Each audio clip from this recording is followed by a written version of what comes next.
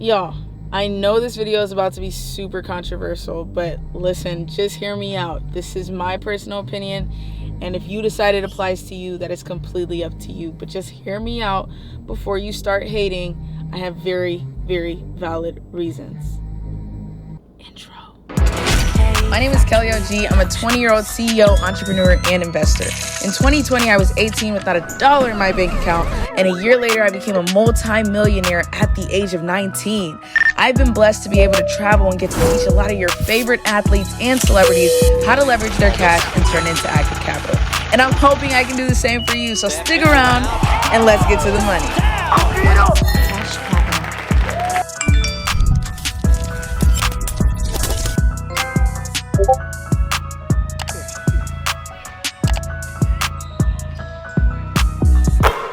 I know, guys. I'm the girl who always pushes you to invest. Hey, you should trade. You should get into this. You should make money doing this. And investing is literally a cheat code to making money. However, not all investments to me are the right investments. And I say me because it really is me. Don't get me wrong, in the past I have charted crypto. I've made so much money with crypto. I think one time I turned like $300 into like $3,000. I felt like a queen. And that was just off me charting, but long term I don't think it's something I could stick with. And so there are a couple of reasons why. Feel free to listen or feel free to click out. And if you'd like to click out, like right now is your time. Okay.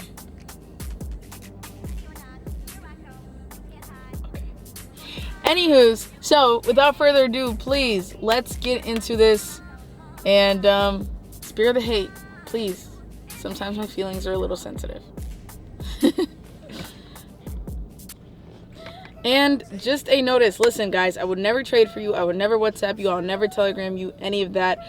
It's hard for me to get to my comments in as much as I do try, but listen, if somebody comments under your comment and says, hey, let's talk, or they point to a WhatsApp number or Telegram number, I'm not going to text you, call you, any of that. I will not trade for you, and I will not promise you any returns because the markets are unpredictable and you may think you have it right and you don't, and so I would never promise that. But yeah, so as of right now, I'm not offering that. I'm not trading for anyone. I'm not WhatsApping anyone, Telegramming anyone, any of that. I don't even have it. So if you think it's me, unfortunately it's not me. I only have one Instagram account, so if somebody hits you up or another @InvestWithCash hits you up, we're not going to do it. So sorry to burst your bubble. We build independent traders, not copy pasters. So for those of you who don't really care about the nitty gritty, you don't want to know all the info, you're just here for the number one reason that I will not invest in crypto.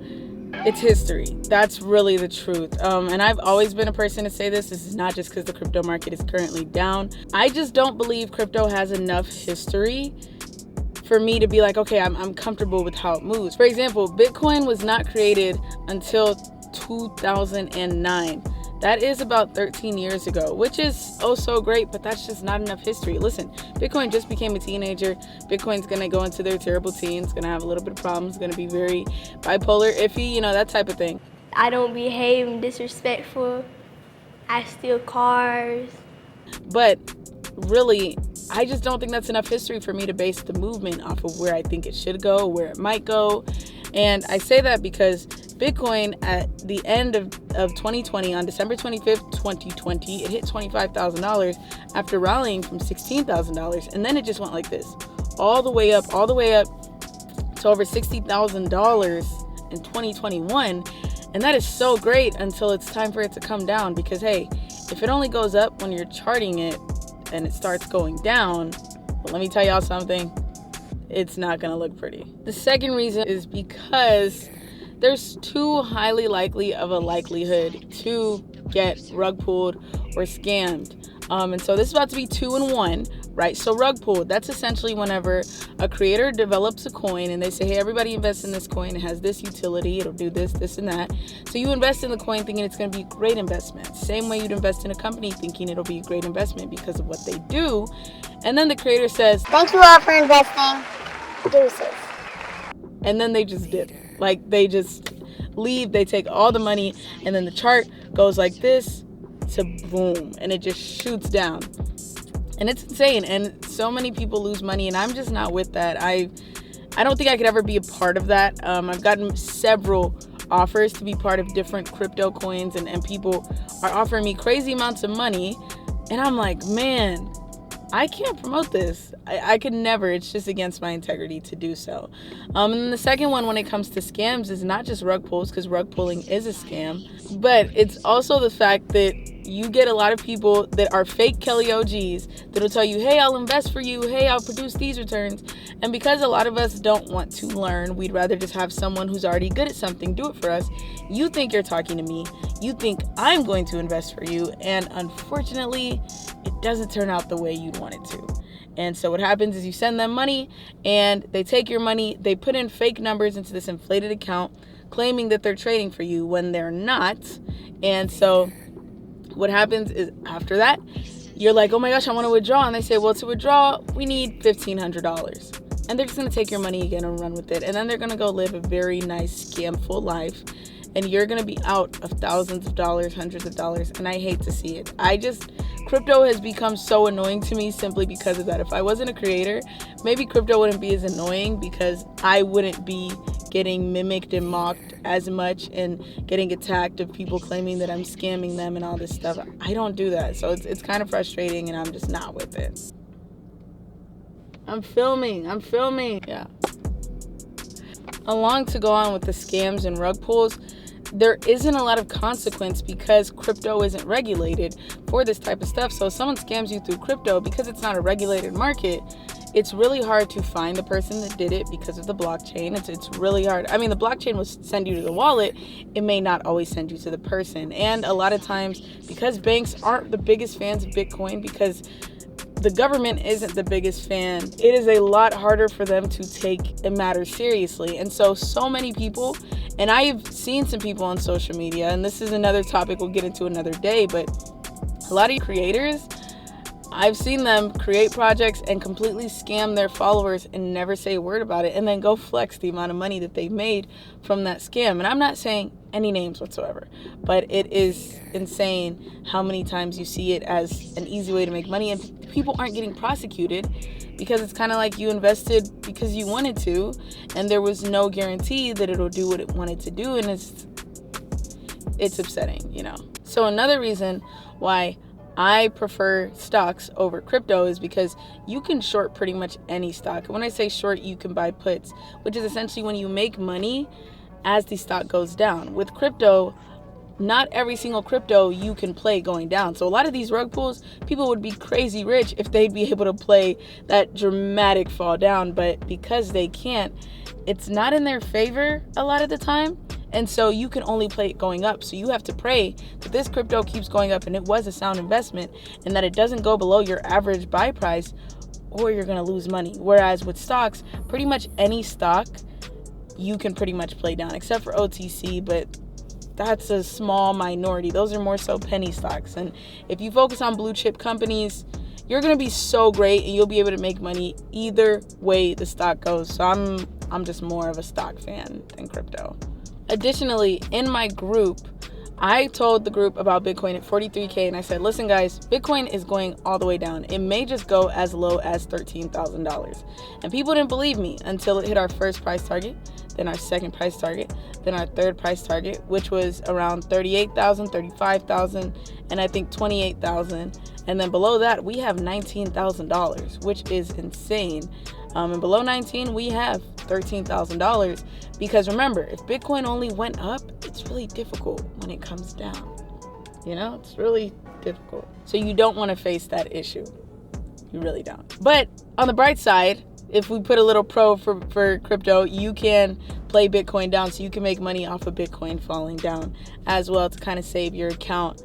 And then use that money to average down your current price in Bitcoin. That's some free game. You know what I mean? Now, another reason I'm not the biggest fan of crypto, guys, is two very important things. The number one is that it's not FDIC insured. And to give you a little background on what the FDIC is, in the 1930s, whenever the Great Recession hit, everyone was going to the bank wanting to withdraw their money. And so what happened is people were millionaires and they wanted to go to the bank and withdraw all their money, millions of dollars. And the bank actually takes your money, trades it, and then adds more. So that's how you get interest whenever you get a high yield savings account. However, the bank was like, hey bro, we don't got your millions. It's not gonna work, because if everyone is coming, you have these long lines of people waiting at banks, well, guess what? You're not gonna get your money. So what essentially happened is people that were millionaires yesterday were broke today, and completely flat broke, because the bank said, we don't have any money. So to protect this from happening, Franklin D. Roosevelt, he put in implementations to kind of allow, everything to come back to normal. So he implemented different systems, and one of them was the FDIC. Essentially, we're getting our phone call. Hold on, guys.